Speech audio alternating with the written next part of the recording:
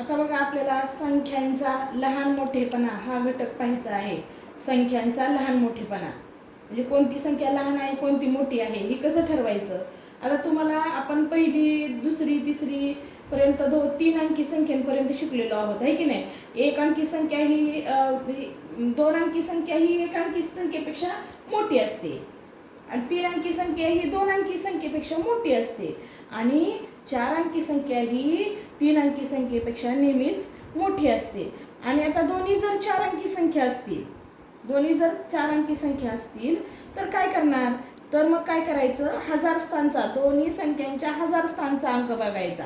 ज्याच्या हजार स्थानचा अंक मोठा ती संख्या मोठी. परंतु आता इथं बघा, इथं पण 4 आहे, इथं पण 4 आहे, म्हणजे दोन्ही हजार स्थानचे अंक कसे आहेत, समान आहेत. मग असं जर असेल तर काय करायचं, मग दोन्ही हजार स्थानचे अंक जर समान असतील तर त्याचा शतक स्थानचा अंक बघायचा. शतक स्थानी इथं 5 आहे आणि इथं 3 आहे. मग ज्या संख्येचा शतक स्थानचा अंक मोठा आहे ती संख्या मोठी असं ठरवायचं. मग इथं हजार स्थान समान आहे म्हणून आपण शतक स्थानची तुलना केली. ज्याच्या शतक स्थानचा अंक मोठा ती संख्या मोठी. मग 5 आणि 3 यांच्यामध्ये मोठी संख्या कोणती आहे, 5 आहे. म्हणून ह्याच्या शतक स्थानचा अंक मोठा असल्यामुळं ही संख्या काय होणार, मोठी संख्या होणार. म्हणजे 4325 पेक्षा 4567 ही संख्या कशी आहे, मोठी आहे. संख्यांचा लहान मोठेपणा या घटकावरचा खाली स्वाध्याय दिलेला आहे बघा. खालील सारणी पूर्ण करा. याच्यामध्ये तुम्हाला उदाहरणं दिलेली आहेत आणि किंवा संख्या दिलेल्या आहेत. त्या संख्येमध्ये लहान संख्या कोणती आणि मोठी संख्या कोणती हे ठरवायचं आहे. आता इथं 2 संख्या दिलेल्या आहेत बघा. पहिलं उदाहरण सगळ्यांनी बघा. 2123 ही एक संख्या आहे आणि 1968 ही दुसरी संख्या आहे. याच्यामध्ये आपल्याला लहान कोणती आणि मोठी कोणती हे ठरवायचे. तर त्याच्यासाठी काय तुम्हाला सांगितलेलं आहे, जर दोन्ही संख्या 4 अंकी असतील तर काय करायचं, पहिल्यांदा त्याच्या हजार स्थानचा अंक बघायचा. हजार स्थानचा अंक, ज्याच्या हजार स्थानचा अंक मोठा ती संख्या मोठी. आता 2 आणि 1 यांच्यामध्ये मोठं कोण आहे, 2, म्हणून ही संख्या मोठी. म्हणजे मोठी संख्या कोणती आली, 2123 आणि लहान संख्या कोणती आली, 1968. काय लक्षात घ्यायचं, हजार स्थानचा अंक पहिल्यांदा बघायचा. हजार स्थानामध्ये इथं 2 आहे आणि इथं 1 आहे. मग या दोन्हीमध्ये जो अंक मोठा आहे तो मोठी संख्या आणि जो अंक लहान आहे ती संख्या लहान झाली. आता पुढचं उदाहरण पहा. पुढच्या उदाहरणामध्ये त्यांनी संख्या 2 दिलेल्या आहेत, 2342 आणि दुसरी संख्या आहे 2432. या दोन्ही संख्यांमध्ये आपल्याला कोणती संख्या लहान आहे आणि कोणती मोठी आहे हे ठरवायचं आहे. त्याच्यासाठी काय करायचं, पहिल्यांदा हजार स्थानचा अंक बघायचा. हजार स्थानी इथं किती आहे, 2, इथं पण किती आहे, 2. बघा, मग हजार स्थानचा अंक दोन्हीकडे कसा आहे, समानच आहे. मग आता हजार स्थानीचे अंक समान आहेत. मग आता तुलना कशावरून करायची, तर शतक स्थान बघायचं. इथं शतक स्थानी 3 आहे, इथं 4 आहे. मग जर हजार स्थानचे अंक समान असतील तर ज्याच्या शतक स्थानचा अंक लहान ती संख्या लहान.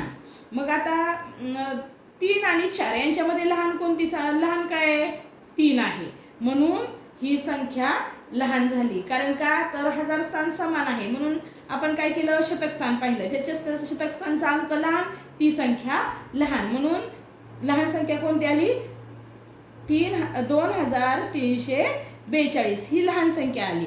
आणि मग राहिलेली मोठी संख्या 2432 ही मोठी संख्या आली.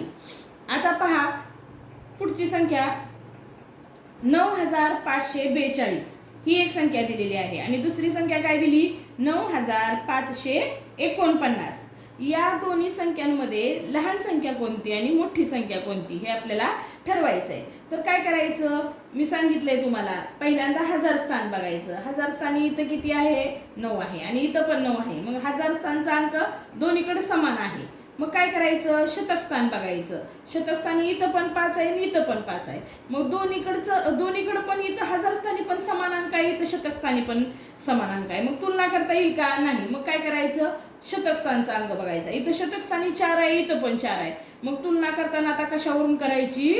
तिन्ही अंक समान आहेत बघा, हजार स्थान, शतक स्थान आणि दशक स्थान यातले तिन्ही पण अंक समान आहेत, यातले पण तिन्ही अंक समान आहेत. मग तुलना करताना कशावरून करायची? एकक स्थानावरून करायची. जर हजार, शतक आणि दशक या तिन्ही स्थानचे अंक जर समान असतील तर दोन्हीकडचे हजार एकक स्थानचे अंक बघायचे. मग इथे एकक स्थानी किती आहे? 2 आहे. इथं किती आहे? 9. 2 आणि 9 यांच्यामध्ये लहान कोण आहे?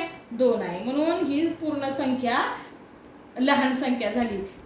बघा, हजार स्थान, शतक स्थान आणि दशक स्थान दोन्हीकडे समान आहे. मग तुलना करताना आपण कशावरून केली?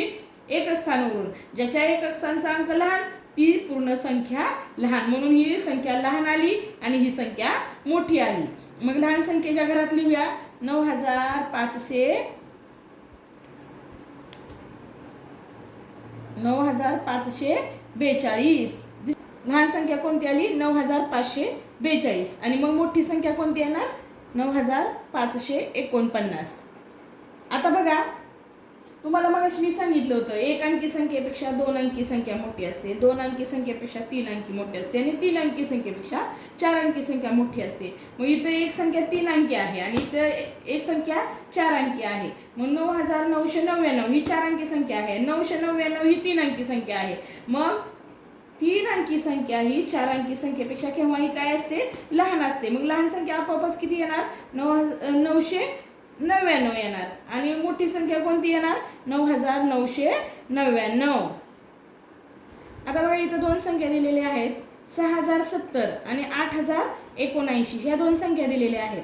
याच्यातली आपल्याला लहान संख्या कोणती आणि मोठी संख्या कोणती हे ठरवायचे. मग काय करायचं? हजार स्थानचा अंक बघायचा. इथं हजार स्थानी 6 आहे आणि इथं हजार स्थानी 8 आहे. मग इथं 6 आहे आणि इथं 8 आहे. हजार स्थानचे अंक वेगवेगळे आहेत म्हटल्यानंतर आपल्याला तुलना करता येते. म्हणून आपण 6 आणि 8 यांच्यामधला जो लहान आहे ती संख्या लहान. ज्याच्या हजार स्थानचा अंक लहान ती संख्या लहान. मग 6 आणि 8 यांच्यामध्ये लहान कोण? 6. म्हणून ही पूर्ण संख्या लहान संख्या आली. म्हणजे लहान संख्येच्या घरात काय लिहिणार?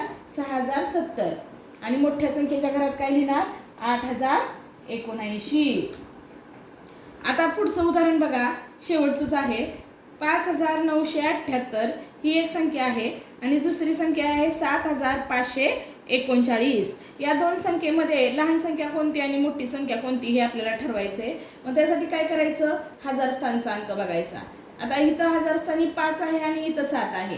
मग ज्याच्या हजार स्थानचा अंक लहान ती संख्या लहान. मग आता इथं 5 आणि 7 यांच्यामध्ये लहान कोण? 5. म्हणून ही पूर्ण संख्या लहान. ज्याच्या हजार स्थानचा अंक लहान ती संख्या लहान, म्हणून 5978 ही संख्या लहान संख्या आली. आणि 7539 ही कुठली संख्या आली? मोठी संख्या आली. ह्या दोन्ही संख्येतलीच लहान मोठी लिहायची नाही तर वेगळी कुठली तरी लिहायची नाही. या दोन्ही संख्येचीच आपली तुलना आपण करतोय.